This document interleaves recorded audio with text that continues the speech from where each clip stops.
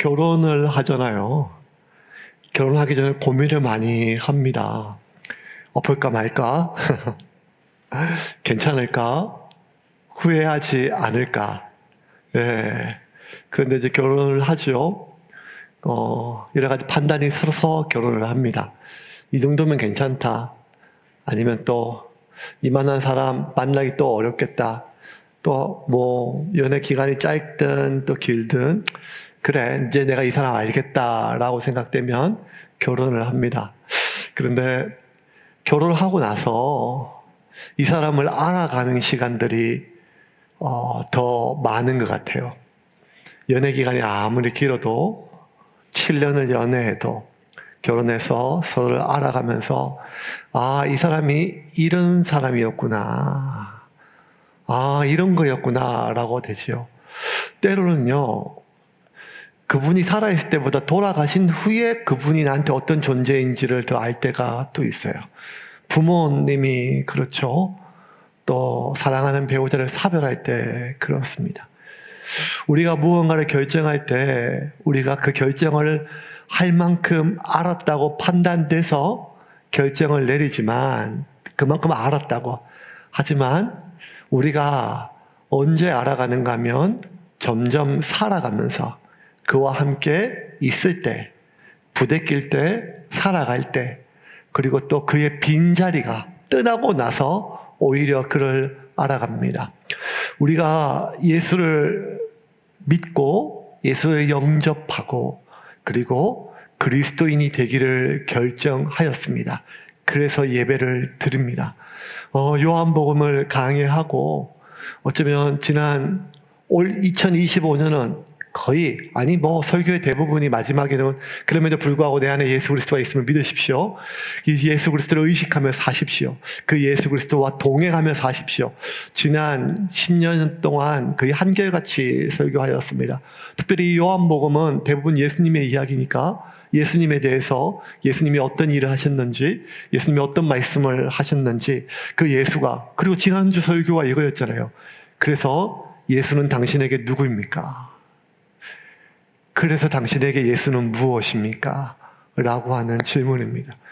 어쩌면 하나님께서 2025년 세운교회가 이제 10살이 되어가는 이 과정 속에 이 요한복음을 우리에게 주신 이유는 그 예수가 우리에게 무엇인지, 그 우리가 예수가 우리에게 누구인지 우리가 매주 이미 알고 있지만, 그래서 믿었지만, 그래서 영접했지만, 그래서 나는 예수를 안다고 생각했지만 또 예수를 알아가는 거죠.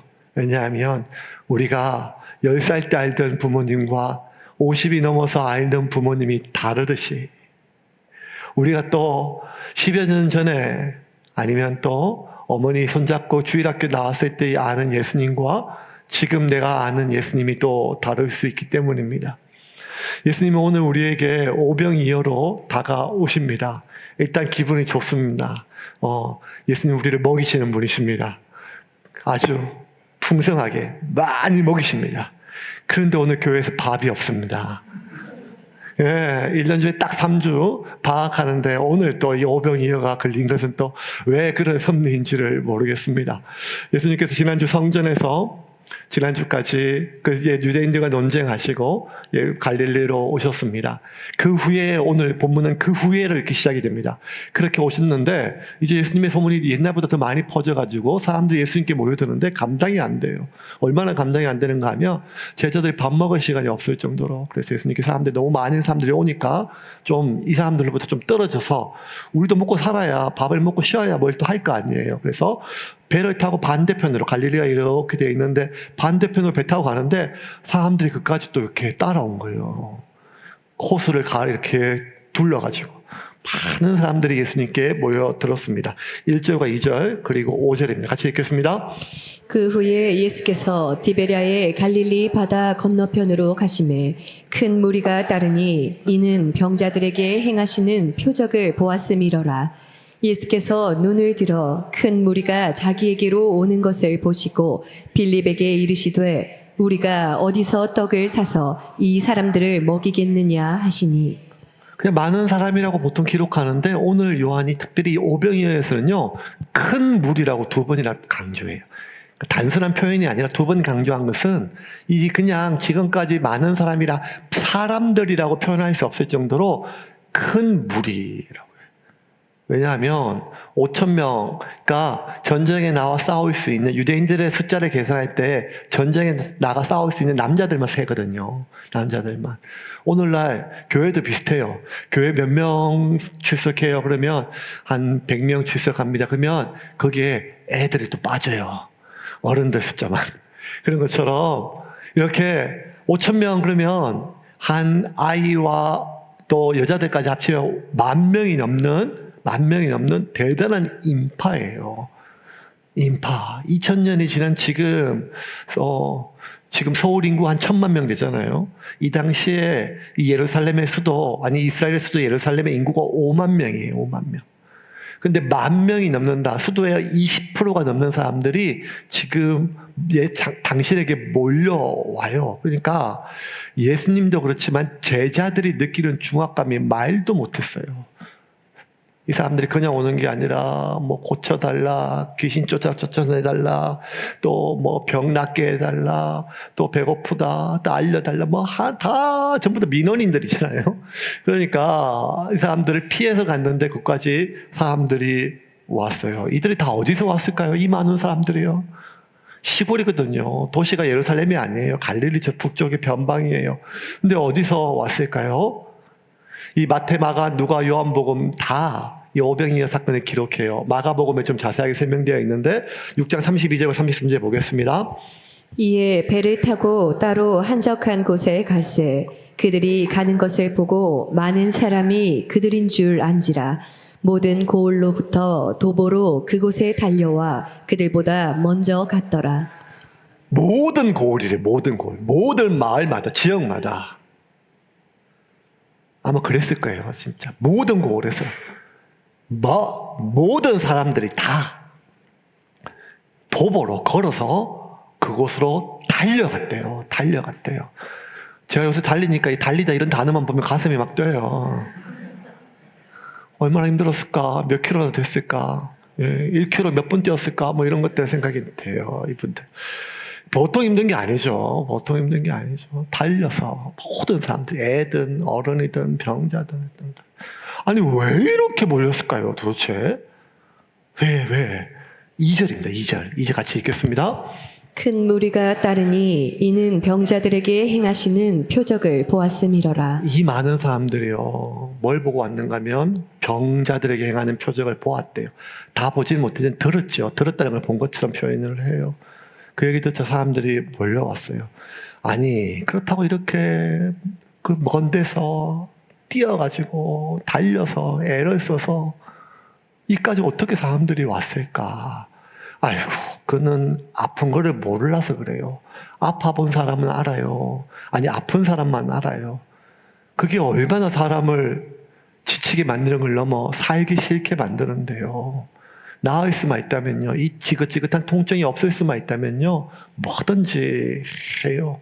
전 지금도 기억나요. 50년 전이에요. 저도 어릴 때 아버님이 이제 뭐 결핵을 좀 안 드시고 담배를 하루에 3각씩 피시고 술도 많이 드시니까 몸이 점점 약해지셨어요. 마취 해가지고 뭐 병원에 가도 이렇게 잘 안 나요. 그리고 점점 약해지다가 키가 197인데 몸무게가 60 몇 킬로까지 빠지셨어요.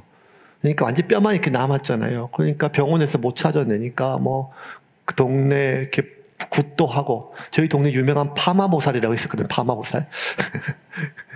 지금 생각해보면 이름이 웃긴데 그 파마보살 불러가지고 막 굿도 막 하고 제가 어릴 때 기억나요. 막 아버지 이렇게 막 대나무 막 흔들던 거 기억나고 그래도 안 나요. 그러니까 그 동네에서 사람들이 이제 막 얘기하죠. 뭐가 좋다 해가지고 제일 많이 아버님 드신 게 뱀을 이렇게 많이 드셨어요. 뱀 잡아가지고 드시고 두 번째로 많이 드신 게 이게 일부 예배 때 사람들이 너무 싫어했었는데 쥐를 많이 드셨어요.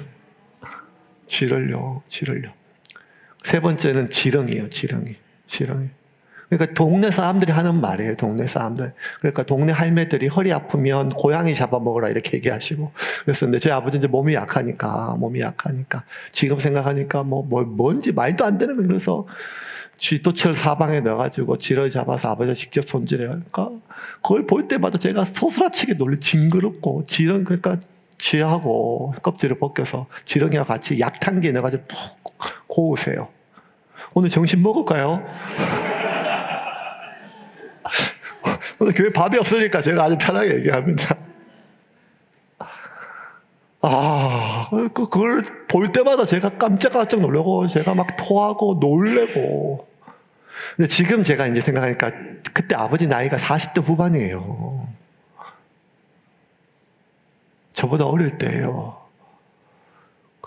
그 아버지가 그걸 어떻게 드셨을까? 지금 생각하니까 생각만 해도 그게 막 오바이트가 나고 욕지기가 나고 그러잖아요. 사람이 그걸 어떻게 먹어요? 여러분 1,000만 원 주면 쥐 먹겠어요? 못 먹죠. 2,000만 원 주면 먹죠. 그 아버지가 어떻게 먹었을까? 보니까 자식은 8이나 놓고 자기가 아직 키워야 되는데 막둥이는 이제 막 그러니까 제 아버지가 살라고 먹은 것 같아요. 살려고. 애들은 키워야 되고 자기 때문이 아니라 어쨌든 살려고 내가 살아야 뭘 하죠. 이것들을 어떻게 하죠. 병자들이 그래요. 근데 병자만 그런 게 아니라 그 병자 가족들이 그래요. 삶이 다 무너지지요. 정상적인 삶의 질이 아니라 삶 자체가 무너져요. 그러니 업어서라도 짊어지고서라도 이 고칠 수만 있다면 그 예수님께 나오지 않겠어요? 근데 그렇다 치더라도 숫자가 너무 많아요.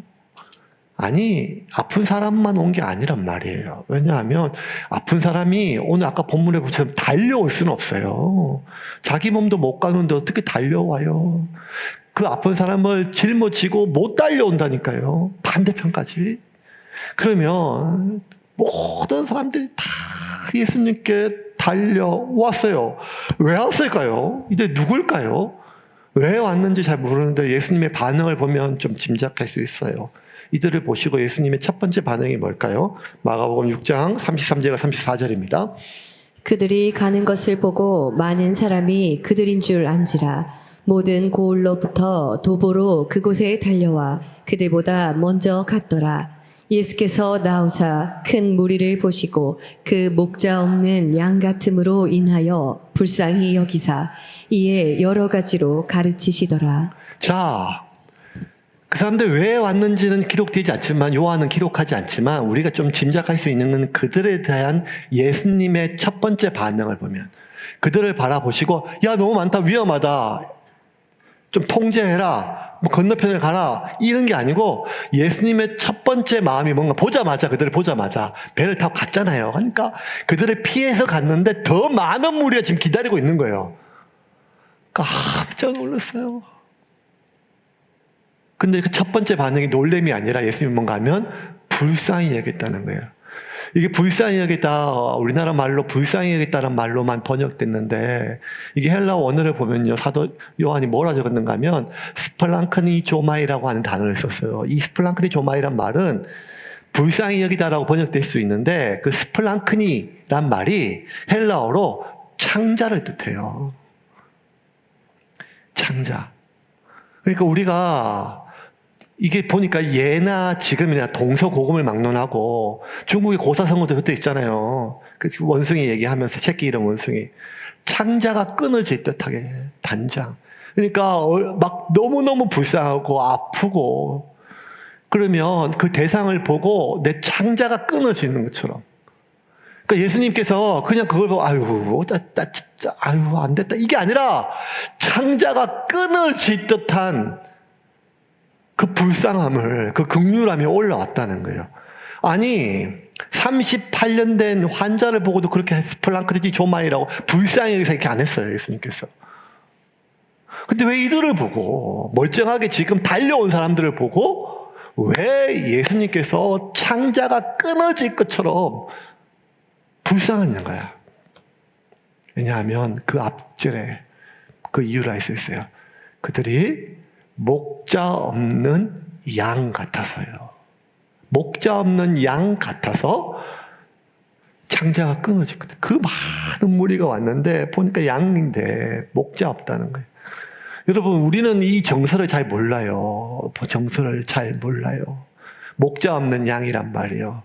이게 우리가 유대인들이 아니니까 양을 안 키워 봤으니까요. 그런데 여러분 생각을 해보세요. 생각을 해보세요. 몇 해 전인데, 몇 해 전이에요. 좀 됐죠. 한참 전이에요. 한 7, 8년 전인가, 9년 전인가. 부산에서 제가 청년연합회하고 사역했을 때 알게 됐던 목사님인데, 독수리 오형제, 애가 5이에요. 5이. 근데 사모님이 아프셨어요. 재발하셔가지고. 막 기도했어요. 다 애들이 어려요. 그런데 결국 사모님이 돌아가셨어요. 그 목사님이 돌아가시고 교인들 장례 치르고 고맙다고 근데 그 주에 나오셔서 그 5명 독수리 오형제하고 목사님 나오셔서 그냥 감사 노래를 불러요. 그럴 수가 없는데 그걸 본 성도들이요 마음이 녹지요. 왜? 저것들 엄마 없이 어떡하냐. 자식을 키워본 입장이라면 한 놈은 막 떠들고 놀고 정신도 못 차리고 애 어리니까요. 저것들 엄마 없이 어떡하냐. 그러니까 유대인들은 알아요. 양에 대해서 사람들이 여러분 설교도 많이 들었지만 일반 동물학자나 생물학자들은 양을 설명할 때 조물주의 실수라고 이렇게 표현할 정도로 얘기해요. 왜? 양은 초식동물인데 초식동물은 자기 몸을 방어할 수 있는 뭔가가 있어요.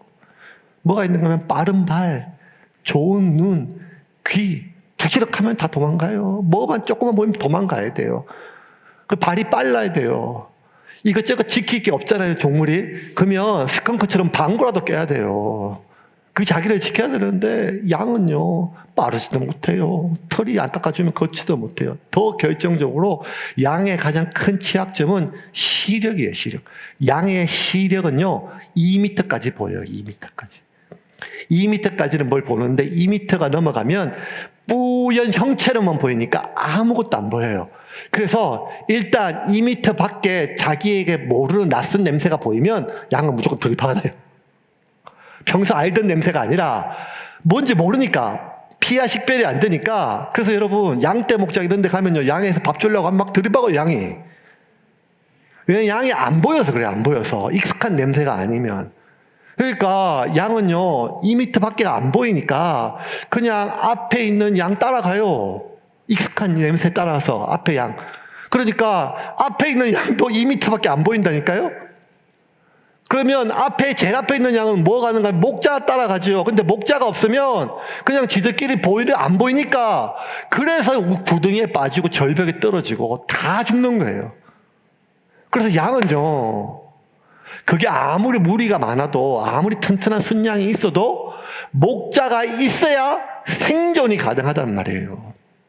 그런데 이 양의 그것이 어린아이라 할지라도 목자가 하나 있어야 이 양이 사는데 목자가 없으면 이 양떼는 죽은 것과 똑같다는 거예요. 마치 갓난아기들 놓고 그 어미를 잃은 아이들을 바라보는 심정처럼 그 마음이 녹는 거죠. 그러면 여러분,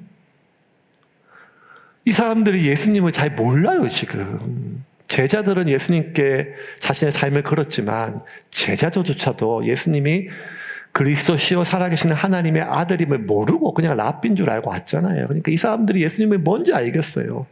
예수님이 누군지도 잘 몰라요. 근데 예수님이 누군지도 잘 모르는데 예수님이 자기들에게 뭘 해줄 수 있는지도 잘 모르지만 그런데도 불구하고 그 먼 길을 돌아서 뛰어서 자식들을 데리고 지고 이고 예수님께 나온 걸 보니까 예수님께서 이 사람들이 왜 온지를 알겠다는 거예요. 그게 뭔가 하면 살 길이 없어서요. 살 수가 없어서요. 뭐라도 우리를 좀 살게 해달라고, 우리를 좀 보호해달라고, 어떻게 살아야 할지를 모르겠어요. 인도해달라고. 여러분, 그렇게 백성들이 어떻게 살아야 될지 인도해주고 보호해줘야 될 역할을 하는 사람이 누군가 하면 그게 왕이거든요. 왕. 근데 예수님 당시의 왕이 누군가 하면 헤로드 왕이에요. 근데 이 헤로드 왕이 지금 뭐 하고 있는가 하면 마태복음 보면요. 헤로드 왕이 지금 어떤 헛짓거리를 하고 그 다음 구절에 바로 오병이어가 나와요. 오병이어 사건 바로 전에 헤로드 왕이 뭐 하는가 하면 예수님이 판단했을 때 그나마 지금 이 시대에 이 목자 없는 양떼 같은 이 불쌍한 이 백성들을 돌볼 수 있는 마지막 유일한 목자가 누구였는가 하면 어른이 누구였는가 하면 세례 요한이었거든요. 그런데 그 세례 요한을 헤로드 왕이 목잘라 죽여요. 그것도 뭐 대단한 이유가 아니라 자기 형수하고 불륜이 나서 결혼을 했어요. 형수랑 왕이. 그래서 세례 요한이 그 비판했잖아요. 그랬더니만 그 자신의 불륜녀 헤로디아의 딸이 막 잔치 가운데 이 왕이 술이 쳐가지고 건너한데 헤로드 왕이 막 춤을 추니까 좋으니까 야 내가 네 뭐 서원예 내가 다 해줄게 그랬더니만 이 헤로디아의 딸이 자기 엄마한테 말을 들어가지고 세례 요한의 목을 잘라 쟁반에 달라는 거예요. 마태복음 14장 6절부터 12절 같이 읽겠습니다. 마침 헤롯의 생일이 되어 헤로디아의 딸이 연석 가운데서 춤을 추어 헤롯을 기쁘게 하니 헤롯이 맹세로 그에게 무엇이든지 달라는 대로 주겠다고 약속하거늘 그가 제 어머니의 시킴을 듣고 이르되 세례 요한의 머리를 소반에 얹어 여기서 내게 주소서 하니 왕이 근심하나 자기가 맹세한 것과 그 함께 앉은 사람들 때문에 주라 명하고 사람을 보내어 옥에서 요한의 목을 베어 그 머리를 소반에 얹어서 그 소녀에게 주니 그가 자기 어머니에게로 가져가니라. 요한의 제자들이 와서 시체를 가져다가 장사하고 가서 예수께 아뢰니라. 예수께 왜 아뢰는가 하면 세례 요한이 예수님의 사촌이고 또 예수님께 세례를 주었잖아요. 그리고 13절에 오병이어 사건이 나와요. 마태복음에는. 그러니까 예수님이 이 소식을 듣고 마음이 무너졌어요. 왜? 이 나라의 최고 어른이 헤롯 왕이에요. 헤롯 왕이에요. 백성들이 뭐 존경하든 안 하든 어쨌든 자기는 왕이니까 최고 어른이니까 이 백성들을 보호해야 되잖아요. 인도해야 하잖아요. 그런데 그나마 이 백성의 어른이었던 인도했던 목자였던 선지자였던 세례 요한을 그냥 한 계집 아이의 춤값으로 목이 잘라서 준 걸 보고 그 세례 요한도 불쌍하고 헤로드 왕에 대한 분노가 있지만 저것을 왕이라고 두고 있고 저 왕 아래에 놓여 있어서 아무런 인도도 보호도 받지 못한 이 백성들이 자기가 뭐라고 자기한테 이렇게 먼 길을 달려서 다는 걸 보니까 너무너무 불쌍한 거예요. 이 자리에 기댈 수 있는 어른이 또 누가 있겠어요? 종교 지도자 아니겠어요? 제사장이에요. 대제사장. 그런데 여러분 벌써 요한복음 봐서 알잖아요. 백성들이 유일하게 하나님 만날 수 있는 공간 성전조차도 온갖 장사판이 돼가지고 하나님과 백성 사이를 연결해 줘야 되고 백성들을 인도해 줄 그런 유일한 어른이었던 그 종교인들조차 이 백성들을 이용하고 덩쳐먹고 그들의 머리에 안 그래도 살기 힘든데 종교의 짐, 율법의 짐, 정죄의 짐, 죄책감 짐까지 올려줘서 예수님이 그걸 보니까 억장이 무너지는 거예요. 이것들 어떡하냐.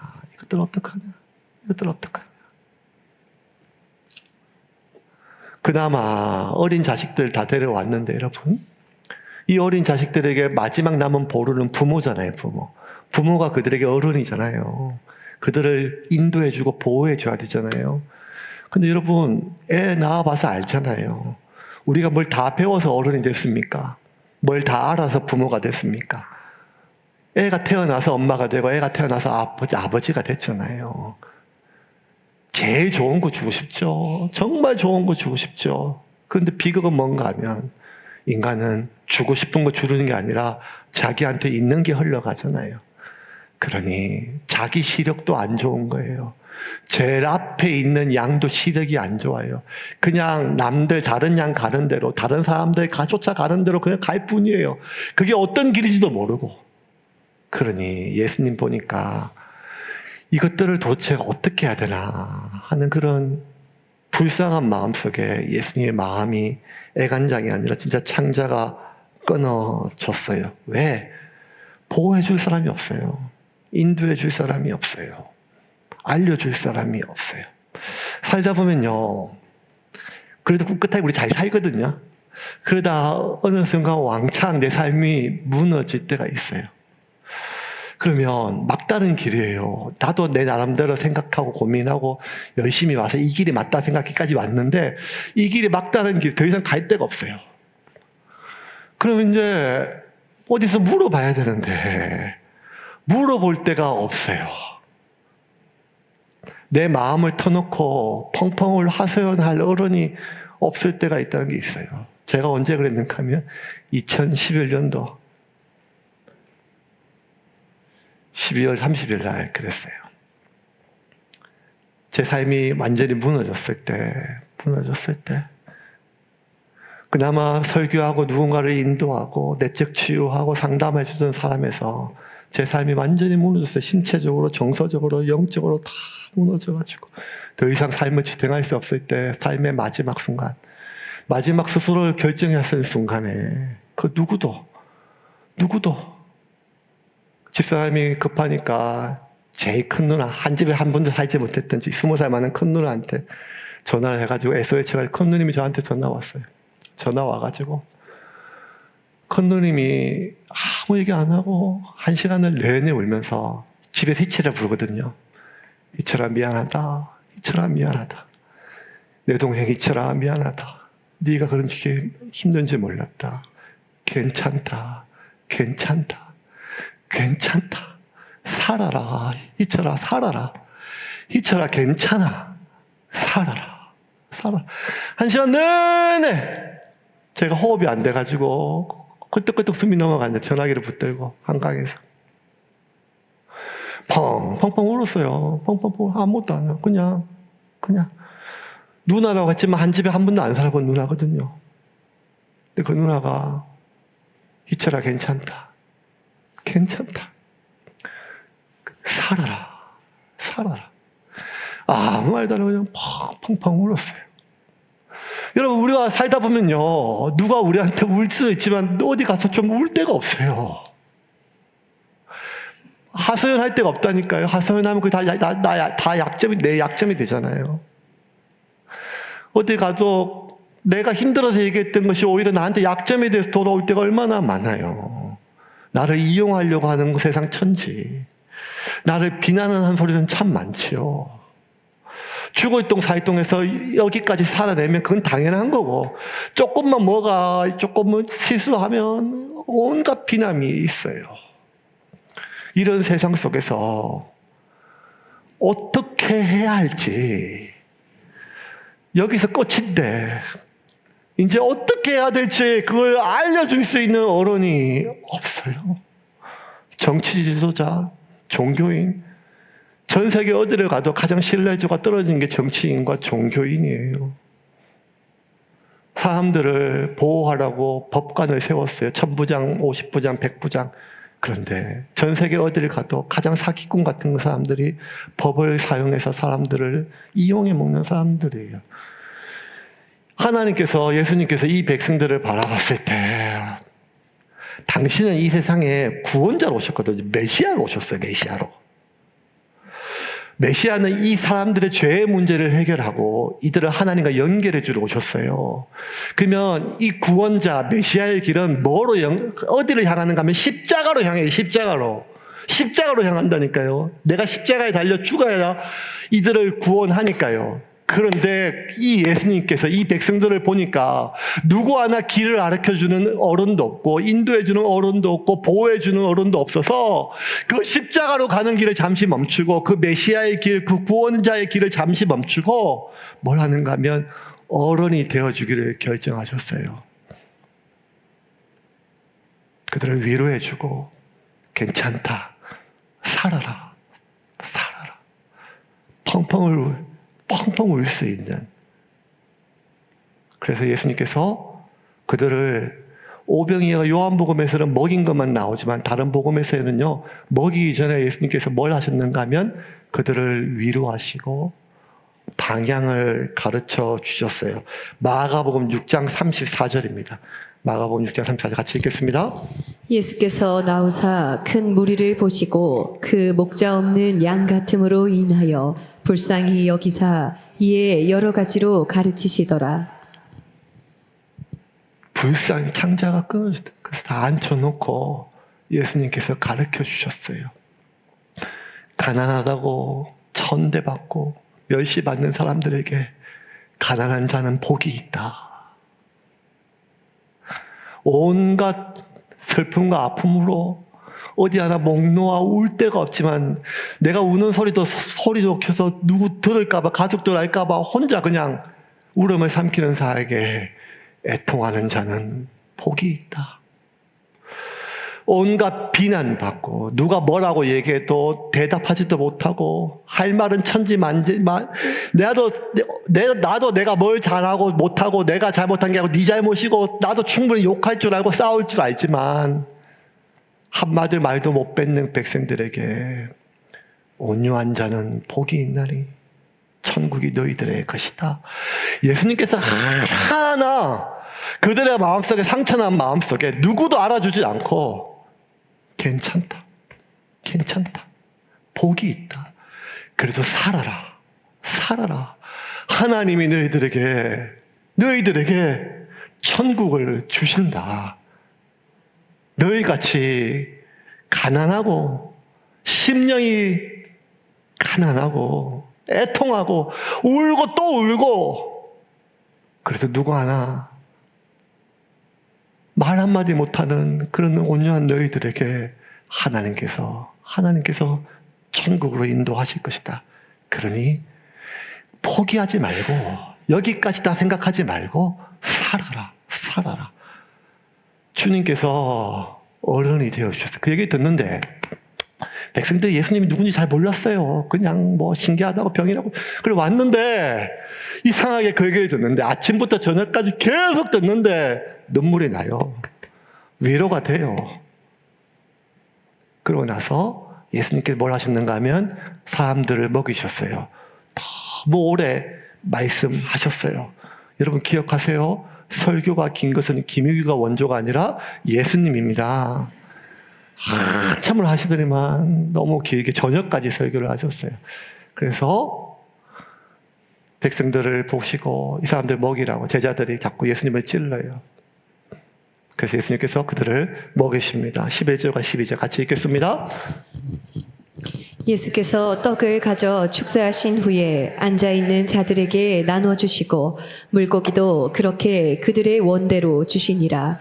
그들이 배부른 후에 예수께서 제자들에게 이르시되 남은 조각을 거두고 버리는 것이 없게 하라 하심으로. 그 11절, 12절 오병이 우리가 설교할 게 얼마나 많고 설교 들은 얘기가 얼마나 많아요. 이렇게 너희들이 나누어줘라, 뭐 풍성한 떡 싸시고 우리 다 먹이시고.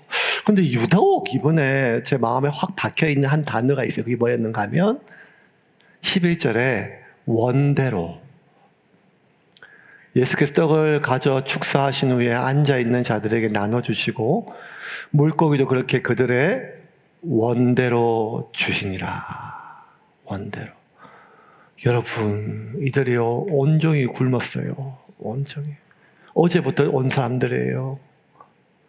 이틀을 못 먹었어요. 얼마나 배가 고파요.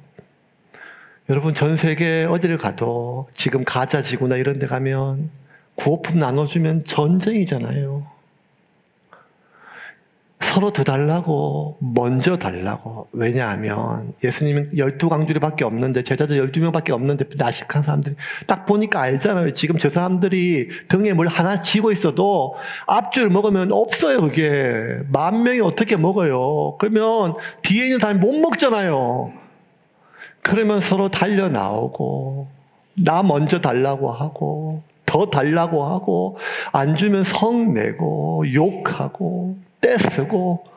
여러분, 아무리 다 줄게 예수님이 말씀하셔도 이 말 못 믿잖아요. 왜냐하면 하나님 아세요? 만났대 다 해왔어요. 만났대. 야, 내일도 줄게, 오늘 막을 거면 걷어. 이게 안 돼요. 사람이. 히브리인들이 악해서가 아니라 사람이 그게 안 돼요. 안 돼요. 우리도 안 되잖아요. 오늘 먹을 것만 구해라. 아니요, 하나님. 내일은요, 다음 주는요, 다음 달은요. 우리가 주님께서 가르쳐 주신 기도는 일용할 양식을 구하라고 기도했는데 우리는 그 일용할 양식 내일 하나님께 못 맡기잖아요. 그러니까 이들이 굶었던 이들이요, 그냥 달라고 주는 대로 할렐루야, 우리 주일학교처럼 아멘, 오늘도 우리에게 양식을, 이렇게 될 수가 없잖아요. 그러니 떼쓰고 떼쓰다 안 되면 폐악질을 치고 그도 안 되면 욕하고, 이 수많은 사람들이 있는데 그걸 보고 예수님께서 이것들아, 이게 믿음이 없는 것들아, 내가 다 주니까 꾸짖지 않으셨어요. 야, 내가 오늘 하루 종일 사람이 떡으로만 살 것이 아니요 하나님 말씀으로 산다고 그렇게 설교했는데 야, 좀 하루 좀 굶어, 이렇게 얘기하지 않으셨어요. 이 욕심 많은 것들아, 이 지긋지긋하고 징글징글한 것들아, 정죄하지 않으셨어요. 그들의 폐악질을, 그들의 무례함을, 그들의 성냄을 예수님 뭐라 했는가 하면 원대로 주라.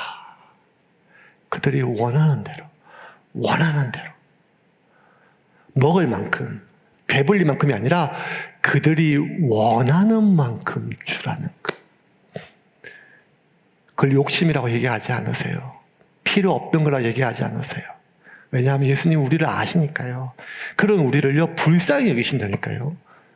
어리석다고, 욕심 많다고, 적반하장이라고 정죄하지 않으세요.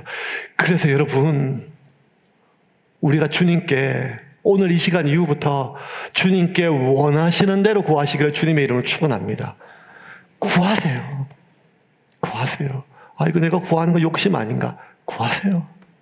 구하세요. 구하세요. 왜 그런 폐악질을요, 그런 적반하장을요, 그런 성냄과 분노를요, 나에 대한 공격을요, 예수님이 당신에 대한 공격으로 받지 않으시고, 아, 이것들은 어이가 없네. 역시 머리 검은 것들은 거둘 게 못 돼. 내가 쟤한테 해준 게 뭔데? 내가 병도 고쳐주고. 이렇게 여기지 않으셨어요. 자신을 향한 모든 비난, 심지어 예수님 뭐라 하시는가 하면 지금 저렇게 예수님께 대하여 구하는 손이요, 며칠 못 가서 예수님을 십자가에 못 박으라고 공격할 걸 다 아셨어요. 누구보다 아셨겠어요. 저것들 지금은 내가 필요해서 오지만 언제라도 나에 대해서 손가락질 아니라 칼을 꽂을 인간이라는 걸 누구보다 예수님 아셨어요. 그런데 그러면 더 지금 예수님께 더 달라고 악다구니 쓰고 하는 것이 공격이잖아요. 이걸 들으면요, 사람이 마음이 불편한 걸 너무 나도 모르게 욱해요. 여러분도 그렇잖아요. 여러분도 애 키우면요, 애가 바락바락 대들면 나도 모르게 욱해요. 내 자식이고 내가 사랑하는데, 애인데. 근데 예수님 그것을 예수님이니까 잘 참으신 것이 아니라 예수님이 그들의 배고픔의 크기로 보셨어요. 제가 배가 고파서 저렇다. 배가 고파서 저렇다.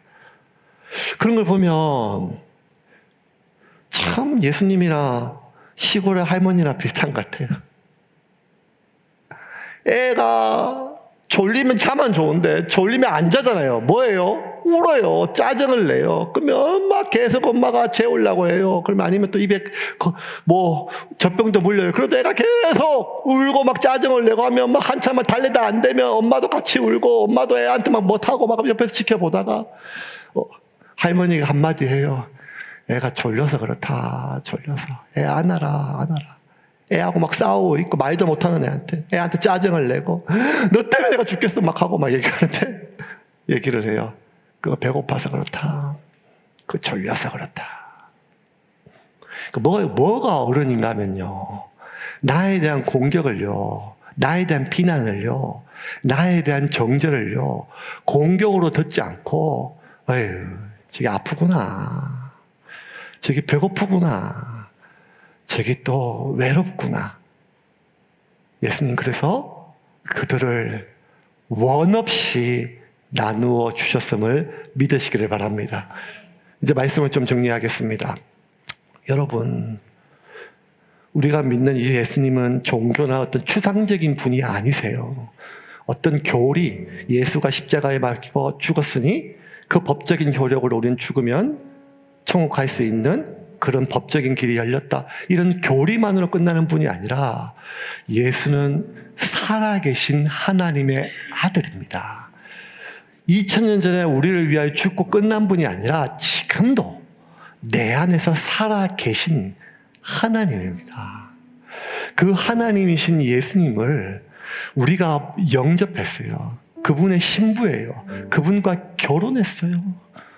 그러면 이제 그분과 같이 사는 법을 배워야 돼요. 그런데 그분이 어떤 분인가 하면 나를 보고 나의 유치함을, 나의 공격성을, 나의 적반하장을, 나의 어이없음을, 나의 욕심을 불쌍히 여기시는 분이세요. 그거 네가 선택했잖아. 네가 한 일이잖아. 너 그 죄인 줄 알고 했잖아. 라고 정죄하시는 것이 아니라 원대로 우리를 먹이시고 치료하시고 싸매어 주시는 분이심을 믿으시기를 바랍니다. 왜? 예수님은 우리의 어른이 되기를 결정하셨습니다. 그렇게 예수님을 통하여 용서받고 긍휼함을 받은 제자들에게 예수님 한 번 더 이렇게 말씀하십니다. 6장 마지막 절 같이 제가 읽을게요. 마가복음 6장 36절 37절. 무리를 보내어 두루 촌과 마을로 가서 무엇을 사 먹게 하옵소서. 대답하여 이르시되 너희가 먹을 것을 주라. 아직도 내 마음은 어른이 아닌데, 아직도 내 인격은, 내 상태는 그게 아닌데, 근데 하나님께서 말씀하세요.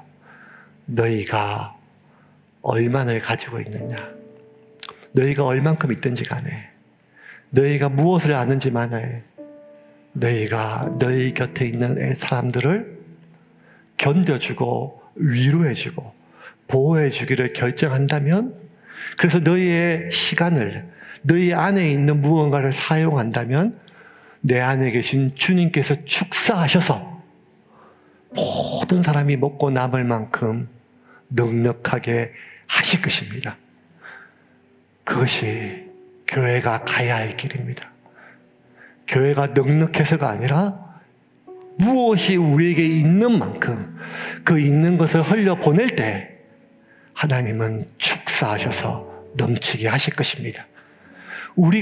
우리의 정서가 에너지가 아무리 없다 할지라도, 우리가 내 앞길도 모른다 할지라도, 그럼에도 불구하고 내게 있는 만큼, 내가 아는 만큼 우리가 흘려보낼 때 하나님은 우리를 어른으로 사용해 주실 줄을 믿으시기를 바랍니다.